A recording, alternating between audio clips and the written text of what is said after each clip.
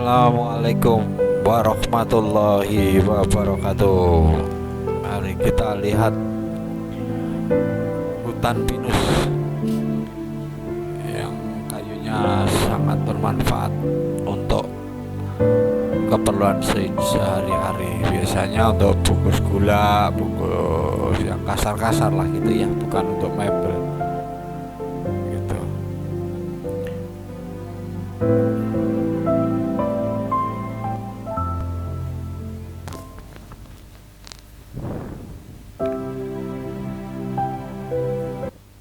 Mari kita lanjutkan dengan pelajaran matematika ya. Nah, tadi kalian sudah melihat hutan pinus. Nah, sekarang kita akan belajar IPA tentang pinus ya, atau salah satu jenis tanaman gimnospermae ya. Gimnospermae contohnya adalah pinus. Ini adalah pohon pinus yang dibudidayakan, termasuk di hutan juga dibudidayakan. Apa yang menjadi keistimewaan dari pohon pinus ini adalah dia berkembang biak dengan dua cara. Yang pertama adalah generatif atau perkawinan, yang kedua dengan cara vegetatif. Nah, secara generatif di sini ada namanya, bukan kelamin di istilahnya disebutnya ya. Dia kalau di pohon pinus ini akan menghasilkan apa yang disebut dengan, dari satu pohon itu ada menghasilkan apa yang disebut dengan strobilus. Strobilus ada dua, jadi strobilus betina. Inilah strobilus betina, bentuknya bulat gede ini ya. Terus ini adalah strobilus jantan. Jadi ini adanya di dalam satu pohon. Nah, bagaimana prosesnya terjadinya perkawinan antara strobilus atau pertemuan antara strobilus jantan dan strobilus betina? Itu ini ya. Strobilus jantan itu akan menghasilkan sel kelamin yang disebut mikrospora atau spora jantan. Jadi spora ya, bukan sel kelamin istilahnya, atau serbuk sari itu ya. Kalau di angiospermae itu disebut kelamin, sel kelamin. Tapi kalau di sini spora. Strobilus jantan menghasilkan mikrospora. Kalau strobilus betina tadi itu akan menghasilkan megaspora. Ya, megaspora, bedanya di situ, mikrospora dan megaspora. Megaspora betina, mikro itu adalah jantan. Mikrospora dan megaspora itu memperbanyak diri dengan cara meiosis, karena dia masih dalam sel kelaminnya, meiosis. Namun demikian, untuk megaspora itu setelah banyak, dia akan memperbanyak dirinya dengan cara mitosis, membentuk sel telur. Jadi sel telur ini adalah hasil dari megaspora ya, bukan dari mikrospora ya. Sel telur dibentuk oleh cara mitosis oleh megaspora ya. Nah, nanti bagaimana proses terjadinya perkawinannya itu adalah ada di dalam gambar berikut nanti. Yang kedua, perkembangbiakan itu adalah vegetatif, yaitu dengan cara menggunakan tunas akar atau disebut bulbi. Bagaimana caranya mereka ini berkembang biak? Inilah skemanya ya. Ini adalah siklus hidup pinus ya, siklus hidup pinus. Nah, yang pertama kita awali dari pohon pinus yang telah dewasa. Yang tadi sudah di dalam gambarnya agak jelas tadi, ada rujung betina, ada rujung jantan. Jadi di satu pohon itu ada menghasilkan runjung.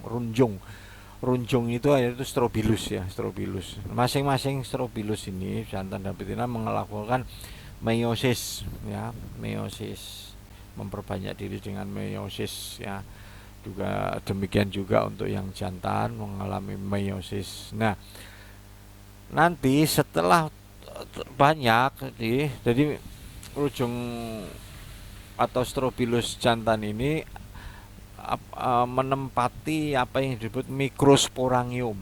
Mikrosporangium.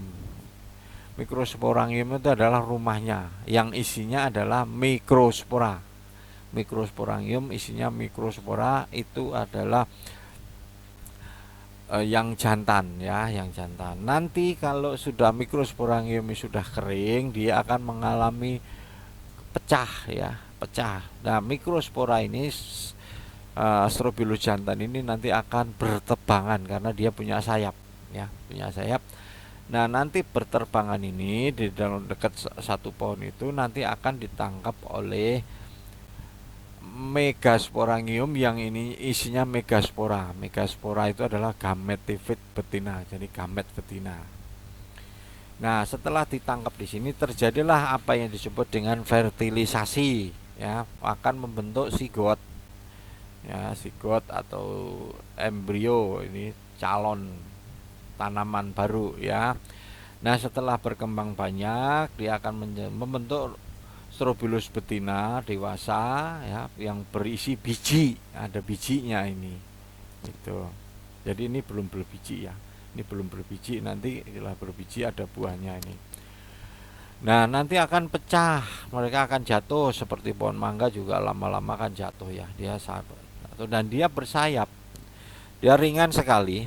Dia bisa terbang agak jauh dari pohonnya, dari induknya. Nah, disitulah akan terjadilah proses perkembangbiakan vegetatif atau dengan cara pertunasan.